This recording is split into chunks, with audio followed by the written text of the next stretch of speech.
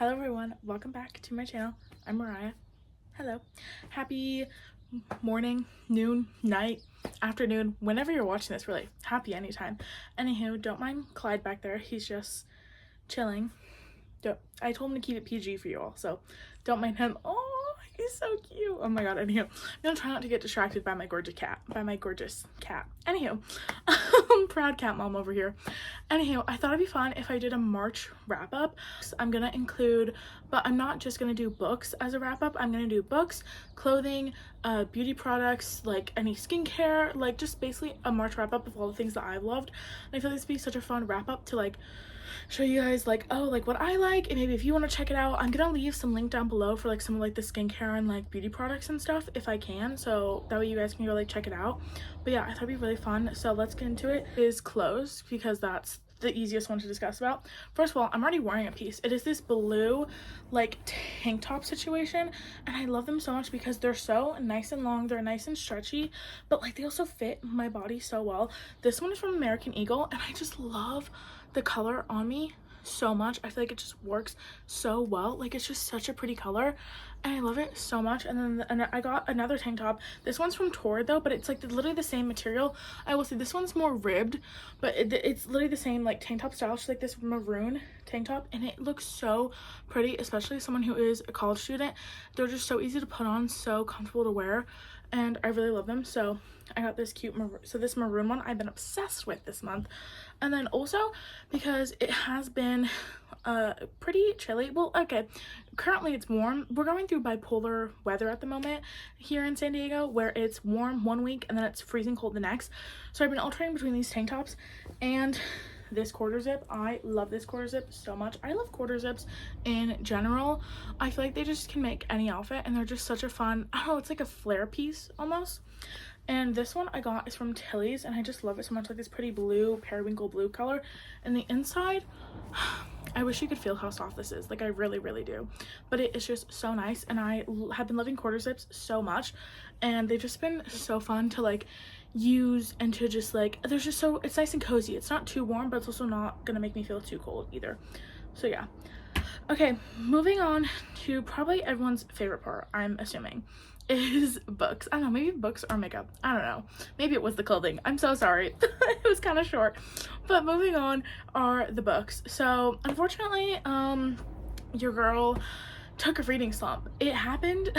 Guys, it was really sad. I literally, no joke, I read like Onyx Storm, and then of course it was Onyx Storm. I read Onyx Storm, and then essentially I basically was in a reading slump for 2 weeks, and then I tried to get back into reading, and then I finished 2 books, but then I finished them, and then I fell into another reading slump because I read another book, aka First Time Caller, that was amazing, and then that put me in a month-long reading slump. But between First Time Caller and Onyx Storm, I have been in a month-long reading slump, and I haven't been reading for pleasure. I literally have been only reading for school. So I thought I would just include the books that I had read, or at least some of the books that I had read back a couple of months ago, just to like give a shout out and to recommend a few to you all.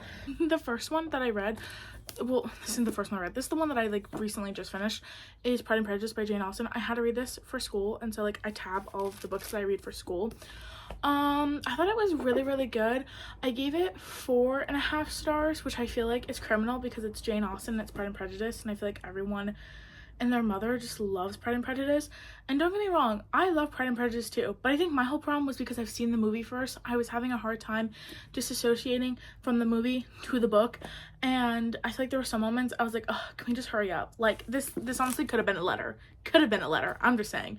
And I feel like there were some moments I was like, oh, can we hurry up? But then there were some moments I was like, wait, why am I like, this is like a reality TV show. These are some of the books that like I want to shout out because I think they were so phenomenal, and I think a lot of people should read them. I will say this was literally the only book I finished in March. I will say though, I am currently reading A Christmas Carol. That's for school. Don't ask why I'm reading Christmas Carol, even though it's literally March. I couldn't tell you. And then I'm also currently reading Daughter of No Worlds, but I'm filming this a couple days before March ends, so I have a feeling I'll probably finish Daughter of No Worlds because I only have 100 pages left of that. And then I think I'm gonna reread The Hunger Games because the new Hunger Games book just came out and I have not read it, and I'm avoiding spoilers left and right. Like literally, no spoilers in the comments, please. But anywho, okay, then I have Cleopatra and Frankenstein by Coco Mellors. First of all, this cover, I mean, it's like an artwork. Like, this should be in a museum. I love this book. This is my first book by Coco Mellors. Fun fact about this book. I was going to an author event that night. Not that night. I was going to an author event, and I don't want to spill. I'm not ready to give the information on what happened at that author event quite yet. But if you know, you know. I went to the author event, and I was like, I need to get another book. Like, it was a sad author event. I can't really explain. Maybe one day I will. I'm just not ready for that yet.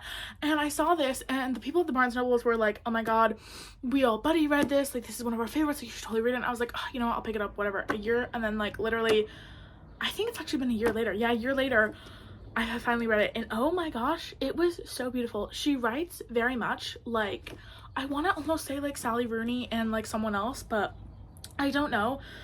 But I kind of like how it's told in like, next one I read, actually, I'm gonna save the ones that put me in slumps for last. Back in January. Yeah, back in January. Yeah, January. It is Dance of Thieves by Mary E. Pearson. Yes, and Vow of Thieves. Oh my god. First of all, the covers, I mean, can we just take a moment? Like, look at, like, gorgeous. Okay, this is a duology, and oh my god, like, sit down. Like, actually, whatever you're doing, sit down. Like, I'm about to change your world. I feel like so many people are like, bring back yearning, bring back yearning. Here is the yearning. Here is the love. Here is the yearning. Here is the love. Here is the one-on-one. Like, no one, I mean, no one talks about these series, this duology. No one talks about it at all. I feel like it is so underrated. It is a YA fantasy romance duology. It is literally, oh my god, I can't even, but I will. I'll keep going. Basically, long story short, actually, you know, every time I say long story short, it never is long story short. It actually is short story long. So short story long, you're following Cassie and Jace. Cassie, who she is a thief technically. She's a thief turned assassin, okay? Two very different things, let me tell you. She's a thief turned assassin, and she works for the queen of this magical world. And she has to go to basically this little like town because she's looking for, her and her crew are looking for this guy, right? Well, in comes Jace, and Jace, he is basically he's not an outlaw, but he technically is, I don't know how to describe this. He technically is an outlaw, but he owns, like, basically him and his family, they own the whole town, essentially. The best way I can describe this, and I don't know if anyone else got the same vibe from this, so please let me know in the comments below if you also got the same vibe from this, but this is honestly, this reminds me of like a country western fantasy. Like, I don't know if that's what the author intended, but that's what it gave me here, because his family technically owns, like, runs the town, because the king who owns the town just like never does anything with it, and so they technically like run the town and like do everything else, basically run the town, and essentially. So it honestly reminds me of like a country western fantasy, and Cassie and Jace through this magical journey, because they are tiptoeing around each other. There is yearning. I'm not kidding you. This man yearns over Cassie like every single chance he can get. He's yearning over her. She's like flirting with him. It is like back and forth, and I ate this up. Also, it's dual POV, so you're gonna be getting her POV and his POV, and it just, the writing is so good. I'm not kidding you. Flew by this. I read this, and I think I read this in 2 days. Yeah, I read this in 2 days, and then I think I read this in 4 days. I'm not kidding you. Both of them 5 stars. It was impeccable, phenomenal. I could not put it down for life of me. I kept thinking about what was going to happen to them, and I felt so connected to them. If you are looking for something that is like found family, like Six of Crows, read this, because this is yearning mixed with found family. So on to our next 2 books that put me in a reading slump, so you know they're gonna be good. The first one that put me in, I want to say it's The Culprit. Actually, no, let me start with the one that I just finished and put me in a month-long reading slump. And you know what, shout out Daughter of No Worlds, that is getting me out of that reading slump. It is First Time Caller by I think it's Borison. BK Borison. I'm so sorry, I'm butchering that, I know I am. First of all, the cover is me. Like, if I were to be in a book cover, it'd be this. If I were to publish a romance novel and you would ask me, Mariah, what do you want in that cover? It would be this. It would simply be this. I'm not kidding you. Look at, it's so gorgeous. I mean, oh my god, the pink, the yellow, the orange. Hello? Okay. Essentially, in a nutshell, you're following Lucy Stone and Adian Valentine. Yes, you heard that right. His name is Valentine. I know. What can I say? Wish me luck, Baltimore. That's all I gotta say. That is all I have to say when it comes to this book, because literally, it's so good. First of all, it is inspired by one of my favorite movie of all time, which is Sleepless in Seattle. That is my favorite movie of all time. It is a work of art. I'm not kidding you. I could write a whole essay on that movie. And so you know me, I was going into this really high expectations. I was like, this has to meet boom, boom, boom, boom, boom. And I know it's loosely inspired by it, but still though, I'm like, I'm expecting a lot here. It did not disappoint. It did not disappoint. It was so phenomenal. I finished it literally in, I think, 2 days, 2 or 3 days. I finished it in 2 or 3 days. It was phenomenal. I could not put this book down to save my life. I was thinking about them constantly. I was rooting for both of them. It's dual POV, by the way. I'm rooting for both of them at the same time. Like, I am like, please, like, and the way that this man yearns over her, Valentine, who was essentially fallen out of love, but it's not for the reasons that you think. Like, I feel like when most people think, oh, fallen out of love, like he was in a bad relationship, he was like something tragic, like it was, no, it's just something to do with his mom. And so that is why, and his father, and that's why he's fallen out of love essentially. But he runs a romance hotline, like for like hopeless romantics and stuff, and he essentially gives them advice on dating and love. And then you meet Lucy Stone, who is a single mother, and this is probably the coolest thing ever, but she is a car mechanic, which I just think is the coolest thing ever. I feel like we never see, like, females in, like, male roles, essentially, but she's a car mechanic, and it's the coolest thing ever. And they end up, like, developing this thing. There's, like, a podcast situation. It's, like, the coolest thing ever. And I just think the way that the author did it was so well done, because this is for us hopeless romantic girlies and a month-long reading slump. But I feel like there's another culprit behind that, and that is none other than the Honored by Rebecca Yarros. I never begin. I actually like don't even know where to begin, because this book brutally put me in a reading slump. I mean, okay, so when I finished this book, I couldn't read for 2 weeks, and then I read that book, but then that put me in even more of a reading slump. And I know it was because of this one. Like, I know. I just know. I can't even give you a summary of this book because I don't want to spoil anything if you haven't read the first 2. So if you haven't read the first 2, no, I'm not even gonna say anything. Just know it was amazing. One day I'll talk about it all, but you know, today's not that day. It was amazing. It was incredible. It was life-changing. I finished it in literally a day, which is so sad. I finished it in literally a day. I could not for the life of me like put it down. Like, I kept thinking about them. I kept wondering, are Violet and Xaden like what, like, and if you've read this book then you know exactly what I'm talking about. But I feel like truly when you finish, or like when you finish this book, you're like, what? You're like, what is going on? And then when I went back and I looked at basically all the quotes I annotated, I like highlighted, I was like looking through the whole thing, and I was like, oh my god, like I get it, like genius, like why did I think of that? Like oh my god, like I'm down bad. Like I am so down bad. I am literally at the bars of my enclosure, like looking at Rebecca Yarros' like office, being like, where is the 4th book? Because I so badly need it, so desperately. Like practical that I've been using, I feel like the category for this one's just like school, but basically what I have been using instead of a planner is I've been using this 7-day-a-week thing. I got this a couple years ago, I believe from Home Goods, and essentially what happened is my planner, she was on her last leg. Like, she was literally like coming apart, like pages were being ripped up, like literally it was so bad. And then a couple weeks ago she gave out. It literally exploded. Like, I'm not even exaggerating. Like, I pulled it from my backpack and I'm not kidding, pages went everywhere. And I was like, okay, that's it. Like, I can't keep going on. And I didn't want to go to Staples and have to buy another planner because I was like, oh, I'm literally got like 2 months left of the semester. Like, I'm so close. Like, what could I use? Like, you know, and I guess I could use a notebook, but like, that's not as fun. And then I forgot I had this guy and I saw it and I've been using it for the past 2 weeks and I've loved it so much. I don't know. I'm gonna try and find something that you can get like similar to this, but I have loved it so much. It's literally so fun, and then when you're done you can like rip it off and like throw it away, but it's so cute and I'm obsessed. Headbands, I don't know, yeah, I feel like you've seen these. I feel like you might have seen these all over the world, but essentially I'm wearing a headband right now, but you take this off and then you like, it shoves your hair back, but it gives it like a good like poof in the back, like a good you know. And I've been obsessed with these. I got this at Walmart and it came with a 2-pack, and it was like two pack for like $8, which I feel like is pretty good. However, I will say the other one did end up breaking. That was a little unfortunate. I did cry about that because I literally just got it and it broke. This one hasn't broken yet, knock on wood. But the next product we're gonna be talking about is like skincare, makeup. I actually don't know if I have any skincare.